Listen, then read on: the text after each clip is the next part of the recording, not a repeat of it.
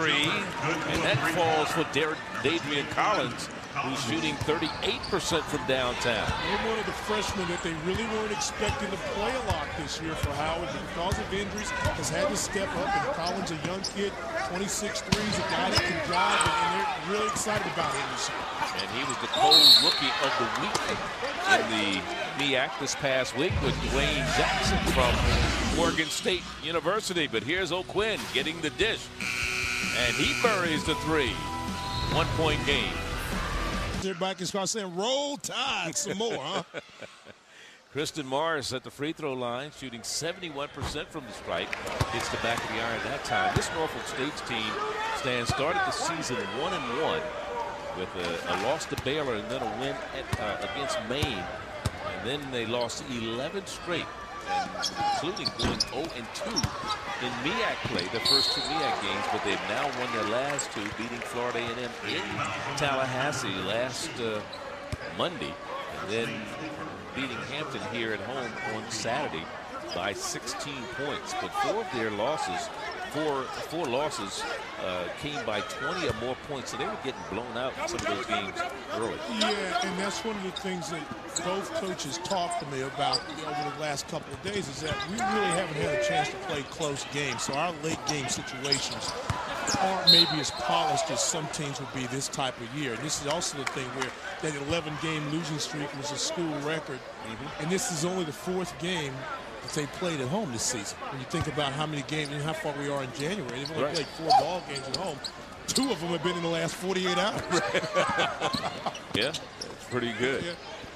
So this is a team that's on the rise.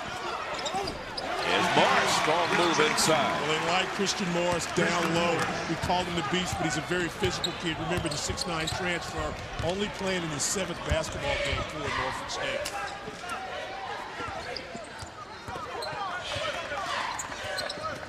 Both teams, Charlie, kind of feeling each other out there. They've had some runs, they've missed some shots, had some defensive plays. Now I think we'll see some steadier play. If I'm Norfolk State, we've got to figure out a way to stop Thompson.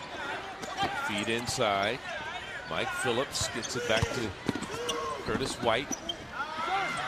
And that three just doesn't fall that time for Calvin Thompson. From the corner, down the lane, Hampton, and they're going to call a player control foul.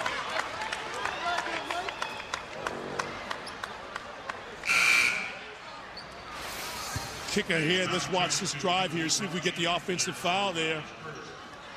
Phillips, I guess, got contact. It's going the other way.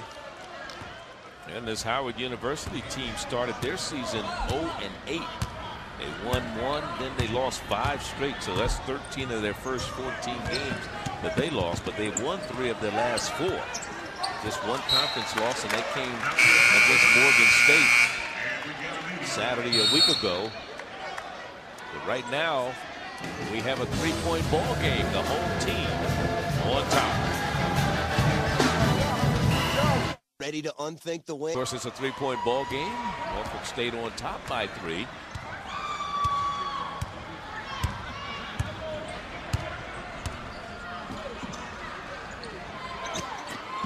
Inside, DeLoach just misses.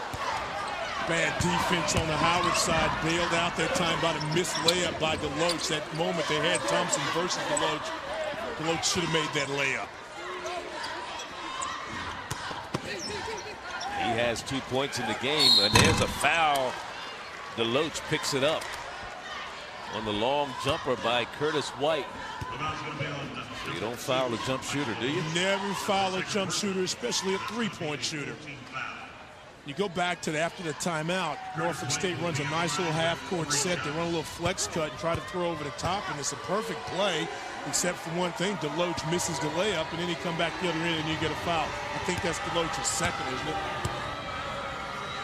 Yes, his second personal foul. Yes, it is. So you need to mark that down at the 11-19 mark, that the #1 score for the team's got 2. Men's college basketball continues Wednesday night at 7 Eastern. Greg Monroe and the Hoyas of Georgetown take on the Panthers of Pitt on a Big East battle. Then at 9 Eastern, the Buffaloes of Colorado face the Cowboys of Oklahoma State. That's men's college basketball Wednesday night. ESPNU HD. For more information, log on to ESPNU.com. Second shot. Of course, Greg Monroe against Villanova yesterday. 29 points, 16 rebounds. Just another double-double for him. Just another day at the office. And the third shot, 2 of 3 made by Curtis White. And it's a 1-point ball game, 17-16. With 11-10 to go in the first half. They get to see Monroe later in the month. They got a big battle up in D.C. against Duke. They're trying to talk to my Duke connections and make sure that they know I'm coming up that day. You want to see that one, don't you? Yeah, I mean, I'm coming up there. I mean, there's a reason. Yannick Bainbridge with the ball right now in the lineup for Gil Jackson and Howard University. He's a senior, one of those seniors out of Largo, Maryland. You know, this Howard University team has quite a few seniors on there. You talk about him and Nate Cooper. We've already talked about Curtis White being a senior. We got a player control foul. That's a player control foul. And that's going to be charged against Curtis White. That is his second. Second on Curtis White. The other seniors we talked about, Paul Kirkpatrick, Andy McCauley, you know, C.J. Prince. Yeah. So they're loaded with seniors. Well, you know, Kirkpatrick, to me, could be the missing link for this Howard team because at 6'9", preseason second team All-MEAC, he can just play for 30 minutes, not 40 minutes. Be a scorer and a passer. That really gives him some added support offensively. Shot clock down to 6 seconds. Quinn with the long J. He's already hit a 3, and I think he got carried away there. Time running down.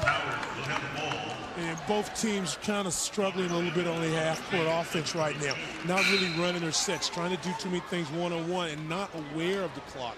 If I'm Howard, I've got to be happy. You know, we're down a point. We played fairly good basketball. We've taken the crowd out of the game. Now, we've got Thompson scoring. We've got to find some other guys to score. Adrian Collins, we talked about earlier.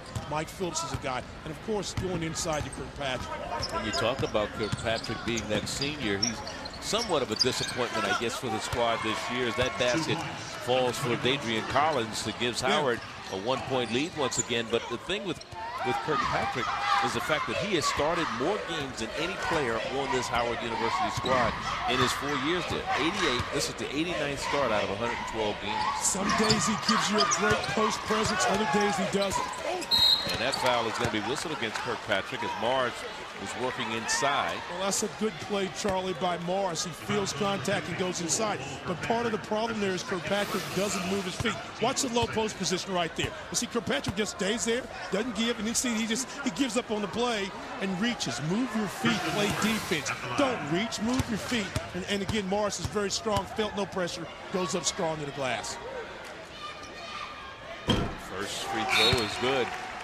Morris had a double-double in his first game for the Spartans. 18 points, 13 rebounds. I believe that was against Jacksonville State. Yeah, it was. That came against, and he's done a pretty good job. He's been in double figures in all but one game this year. In fact, Bethune-Cookman held him to 9 points. That's 1 point shy of that double. Well, I'll tell you what. Give me a kid that's only played in 6 basketball games, and he's got a double-double, 5 double-figure ball games, and 5 or more rebounds in every one of those ball games. I'll sit you out the rest of the season, you know. Collins' short shot doesn't fall for him. That's Thompson. Here's a steal almost. And Thompson is still down on the floor. And he is injured. Well, something happened. The ball is going back to Howard University. It was a turnover. But let's look at what happened with Calvin Thompson. He got sandwiched there, and he just went down hard on his left shoulder. On that shoulder. Remember, he had shoulder surgery last year. He had that problem with his shoulder. Yeah. And it's the left shoulder he falls on when you see it right there. Yeah. And then there's a turnover here. The ball bounces out of bounds as Pauline couldn't control it. Now Thompson's up. He took a knee to the thigh in the game Saturday against North Carolina A&T. So it could be a combination of that shoulder and also that